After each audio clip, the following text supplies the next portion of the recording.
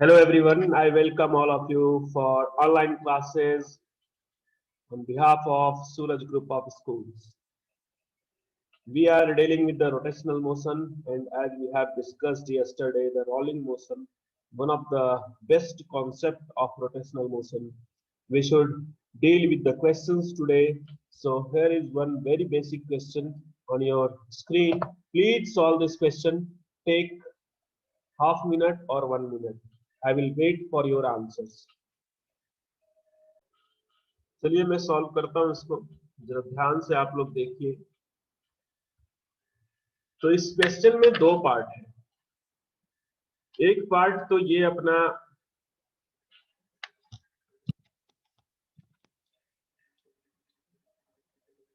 क्या बोलते हैं इसको, डिस्क है, और ये पार्ट है। एक तो आपको इसके लिए इक्वेशन लिखने पड़ेंगे। इसके लिए क्या इक्वेशंस लिखोगे आप?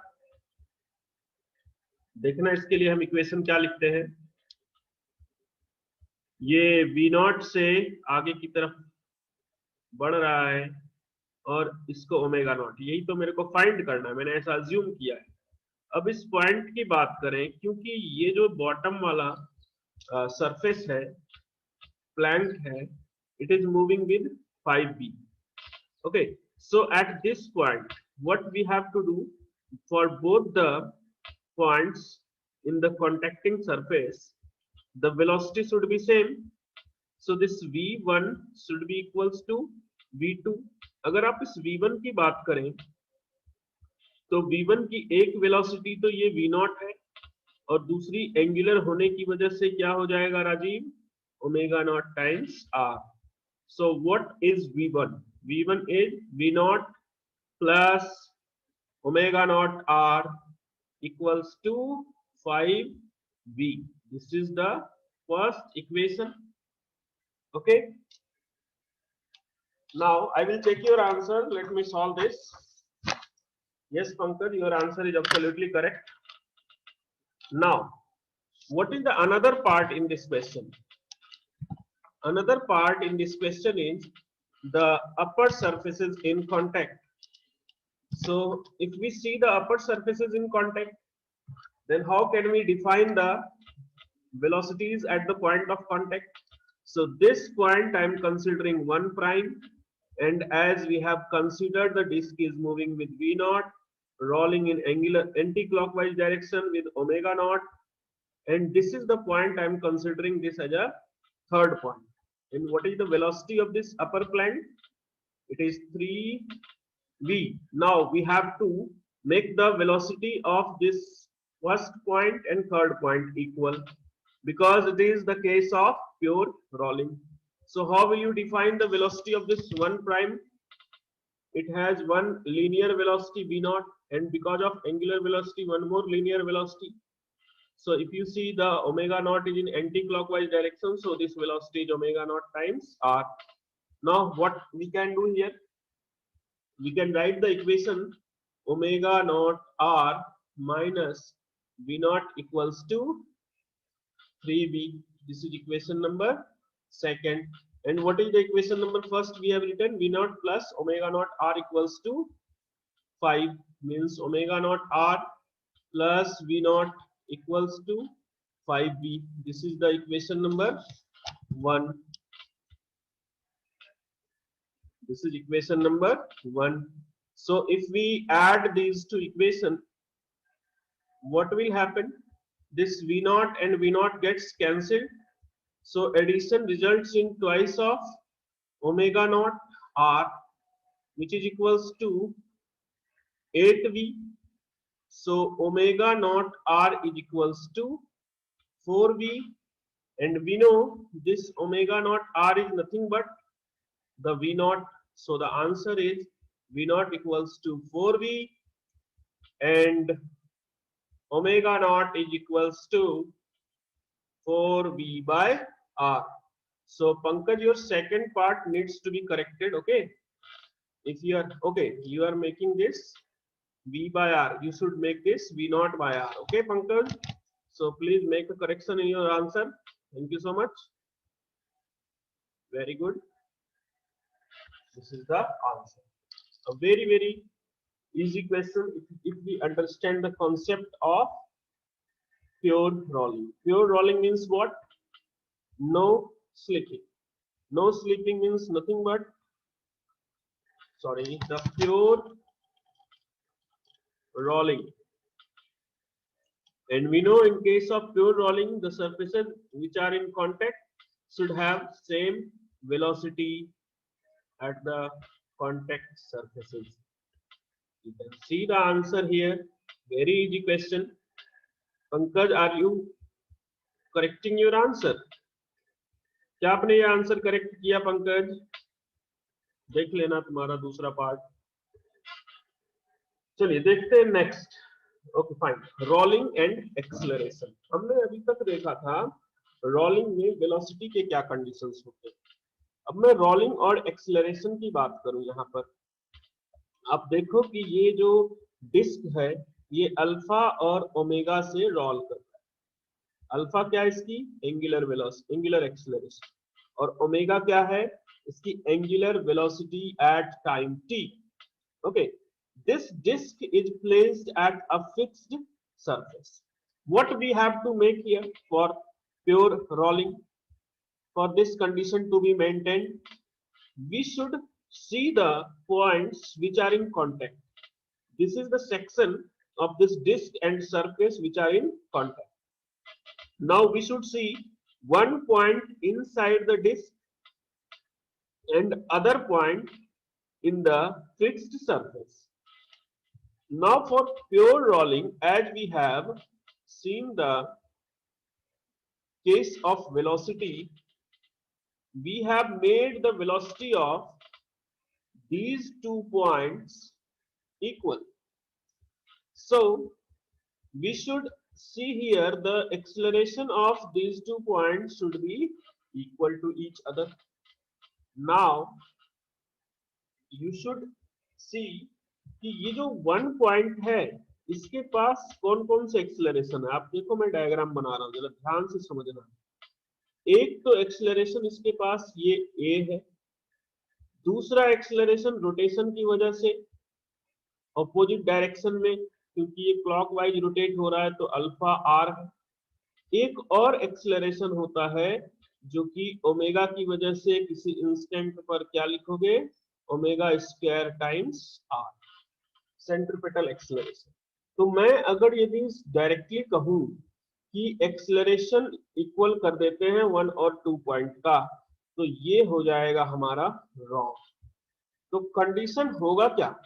कंडीशन फॉर प्योर रोलिंग की अगर हम बात करते हैं तो क्या होता है? आप देखिए ये जो फर्स्ट पॉइंट के टेंजेंशियल एक्सेलरेशन है. टेंजेंशियल मतलब जिस डायरेक्शन में हम इसके रोलिंग की बात करते हैं वही सेकेंड पॉइंट का जो भी टेंजेंशियल एक्सेलरेशन है इनको इक्वल कर देंगे. The tangential acceleration of first point is equal to the tangential acceleration of second point. अब आप देखो कि फर्स्ट पॉइंट का टेंजेंशियल एक्सेलरेशन क्या लिखोगे? तो इसका अलोंग द मोशन एक एक्सेलरेशन है a और ऑपोजिट डायरेक्शन में अल्फा r. तो टेंजेंशियल एक्सेलरेशन में हमें ये जो सेंट्रीपिटल एक्सेलरेशन है ओमेगा स्क्वायर r, इसको कंसीडर करने की जरूरत नहीं होती है.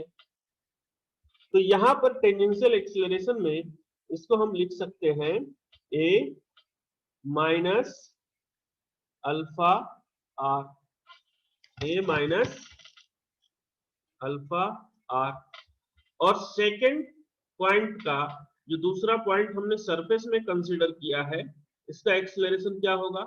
क्योंकि ये एक फिक्स्ड सरफेस है, फिक्स्ड सरफेस का एक्सेलरेशन क्या होता है? 0. तो ये आ गया हमारे पास condition for pure rolling a equals to alpha r.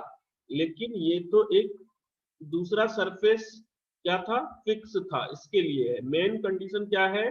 The tangential acceleration of the points which are in contact should be equal. This is the condition for rolling motion.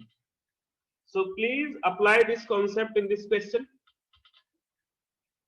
You should try to apply the concept in this question. One plank is here which is moving in forward direction with A2. Another a disk is placed on the plank which has acceleration A1. Center of mass का acceleration A1 है, and it is rotating with angular acceleration alpha 1. You have to find the relation between variables for pure rolling. So please solve this question and tell me the answer. I will meanwhile take your attendance. Now listen, I will solve this question.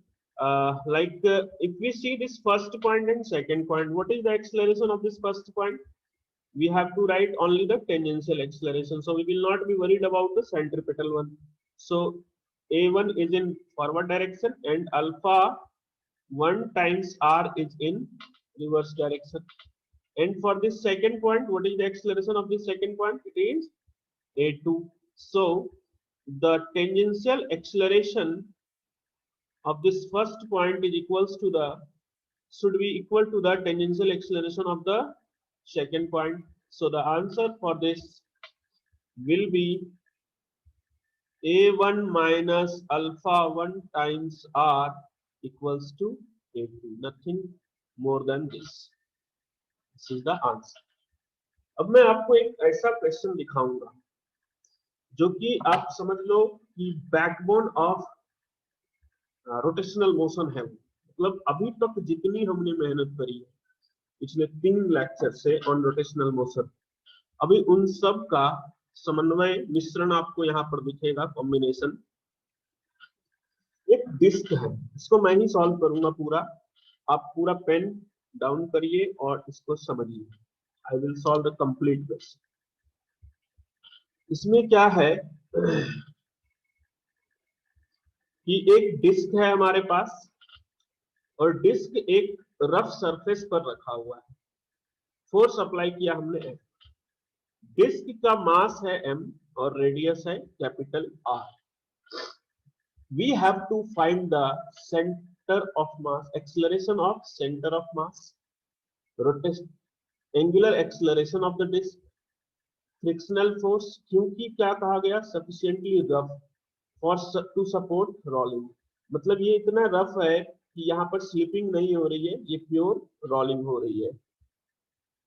Frictional force पूछा गया और frictional force जब हम find कर लेंगे तो फिर हमें बताना होगा minimum coefficient of friction for supporting the rolling motion. तो मैं इसको पूरा सॉल्व करूंगा. Let me take this diagram to the another page.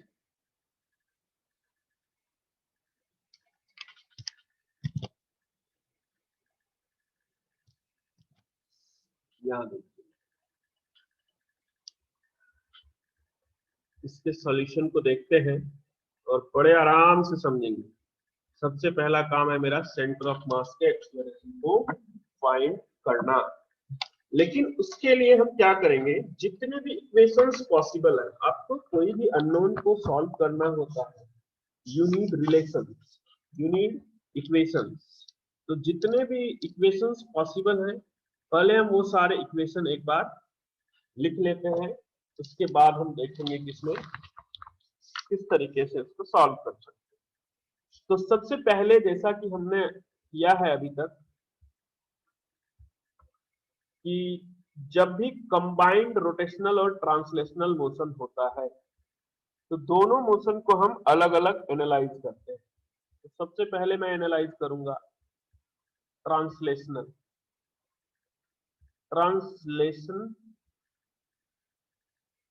Analysis of centre of मास. इसके ट्रांसलेशनल एनालिसिस करेंगे हम सबसे पहले. आप इस स्टेप को लर्न करिए, नोट बिल्कुल मत करिए. तो यहां से जो सेंटर ऑफ मास है उसके फोर्सेस की बात करते हैं. कोई भी रिजिड बॉडी हम उसे कंसीडर कर सकते हैं कि उसका पूरा का पूरा मास एक पॉइंट पर सेंटर्ड है. तो अगर ये पॉइंट इसका सेंटर ऑफ मास है, इस पे एक फॉरवर्ड फोर्स F है और जैसा कि ये रफ सरफेस है, ये रफ सरफेस होने की वजह से यहाँ पर आप एक्सेलरेशन, एक फ्रिक्शन कंसीडर कर सकते हो, दिस फ्रिक्शन इज एफ। तो यहाँ पर इस सेंटर ऑफ मास के एक ऑपोजिट डायरेक्शन में फोर्स एग्जिस्ट करेंगे, that is the friction force. Now a normal will be there because the surfaces in contact, so a normal is there। मैं इसके ट्रांसलेशन को एनालाइज कर रहा हूं कि यहाँ पर एक नॉर्मल होगा और एक इसकी mg होगी, और हम ऐसा कंसीडर करते हैं कि ये जो सेंटर ऑफ मास है इसका एक्सेलरेशन है a सेंटर ऑफ मास, क्योंकि पहले पार्ट में मुझे यही फाइंड करना है, what is the acceleration of centre of mass. अब इसके इक्वेशन को लिखे हम, तो हमें क्या करना होता है, सेकेंड लॉ ऑफ मोशन से net force equals to mass into acceleration. तो वर्टिकल डायरेक्शन में इसका कोई भी मोशन तो है नहीं, तो मैंने क्या कंसीडर करना है इसको कि upward force is equals to the downward force. फिर हॉरिजॉन्टल डायरेक्शन में क्या फोर्सेस हैं, F minus F equals to mass into acceleration of centre of mass. अब देखो हमें ये वैल्यू फाइंड करनी है, acceleration of centre of mass, लेकिन ये रिलेशन सफिशिएंट नहीं है, क्योंकि इस रिलेशन में दो अननोन है, एक फ्रिक्शन भी अननोन है, दूसरा सेंटर ऑफ मास के एक्सेलरेशन भी अननोन है। Then we will go for the rotational analysis. Okay, we will see the rotational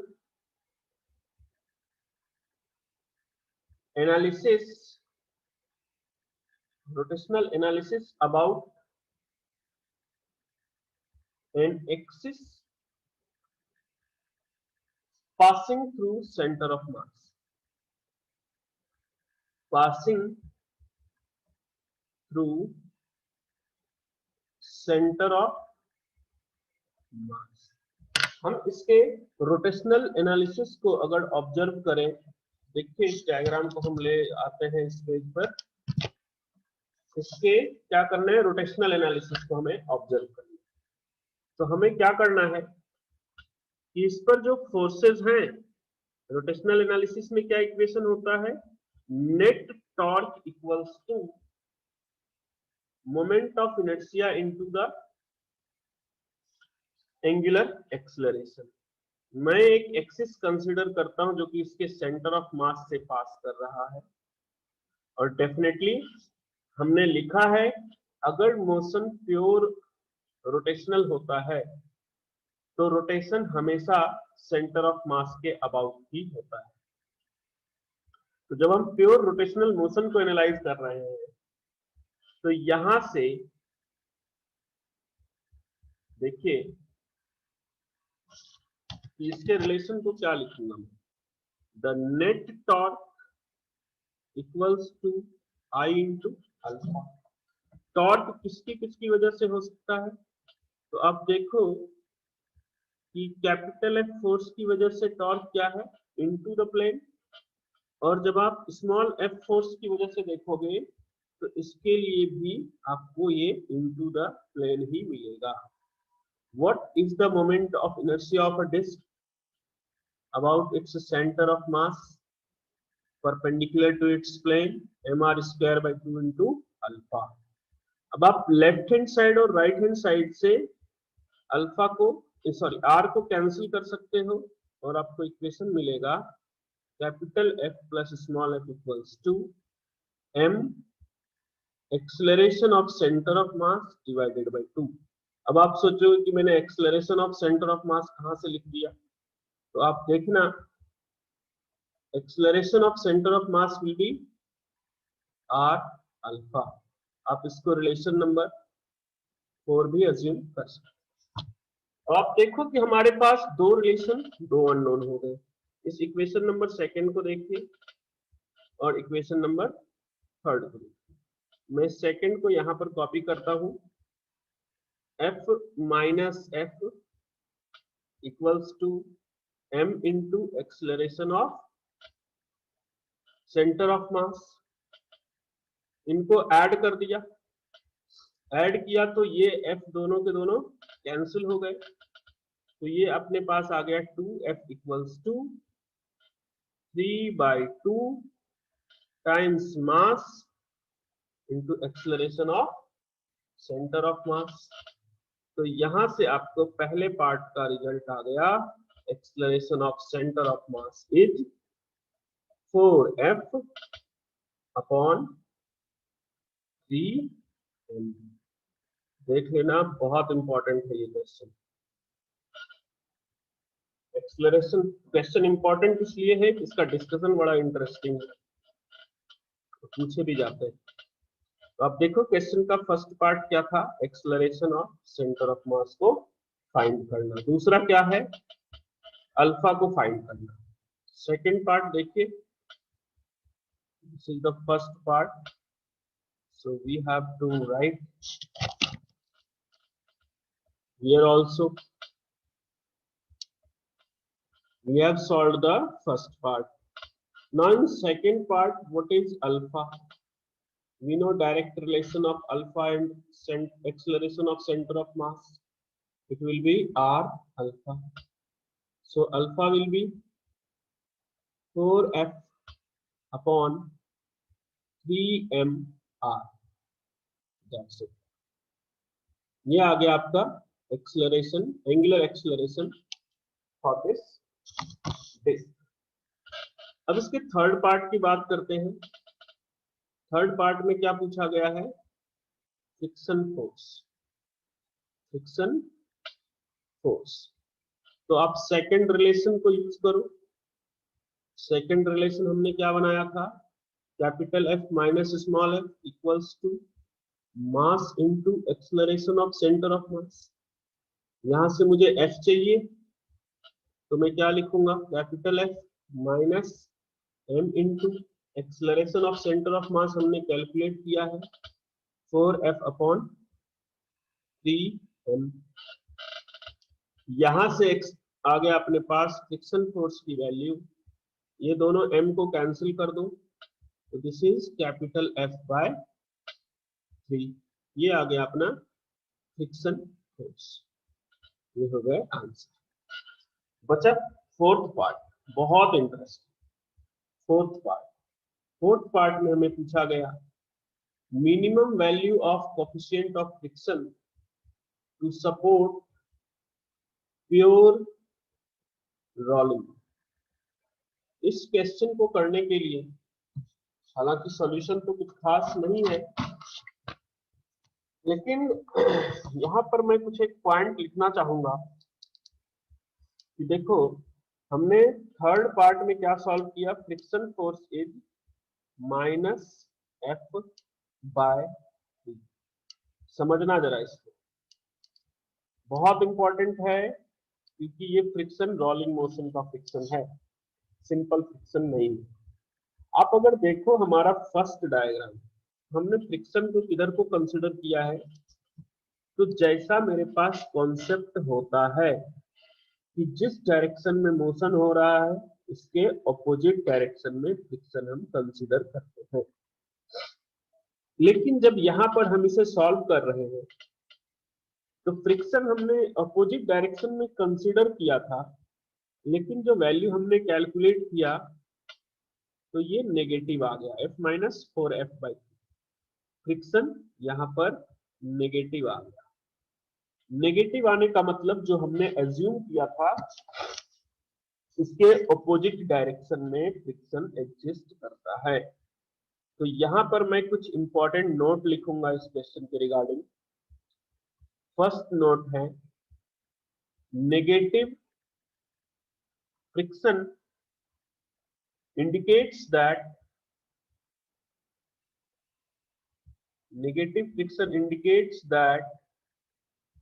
it is in opposite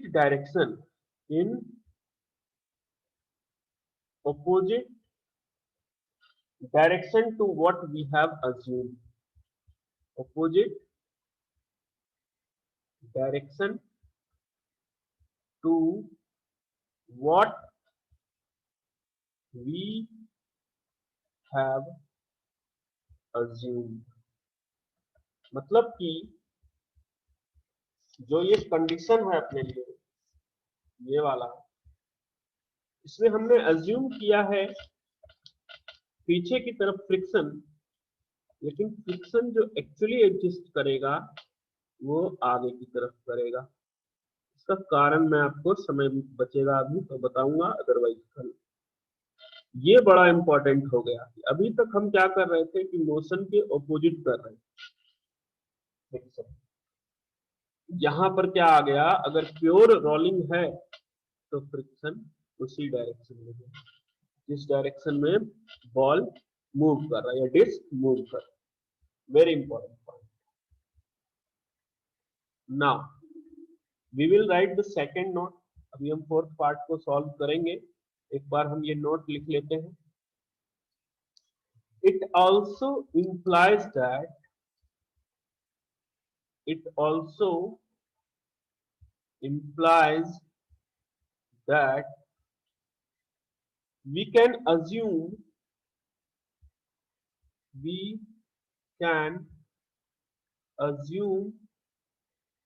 direction of friction, we can assume direction of friction, हम अपनी मर्जी से किसी भी direction में डायरेक्शन ऑफ फ्रिक्शन अज्यूम कर सकते हैं in any direction in the beginning, जो कि मैंने हमेशा आपको आजादी दी है। अजम्पशन आप किसी भी डायरेक्शन में करो, अगर वैल्यू नेगेटिव हो जाता है कैलकुलेट होकर के, तो हम समझेंगे कि हमारा अजम्पशन उल्टा है। So in case of rolling, in case of rolling, if friction exists, if friction exists, then it will be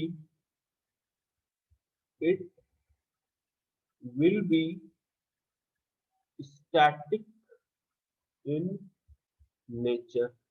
मतलब ये जो फ्रिक्शन हम स्टार्टिंग से कंसीडर कर रहे थे इस क्वेश्चन में, ये फ्रिक्शन का नेचर कैसा है, स्टैटिक। स्टैटिक क्यों है? क्योंकि आप देखो जो फ्रिक्शन आप कंसीडर कर रहे हो एट द सरफेस, ये सरफेस तो मोशन में है ही नहीं, ये कांटेक्ट पॉइंट तो मोशन में नहीं है ना।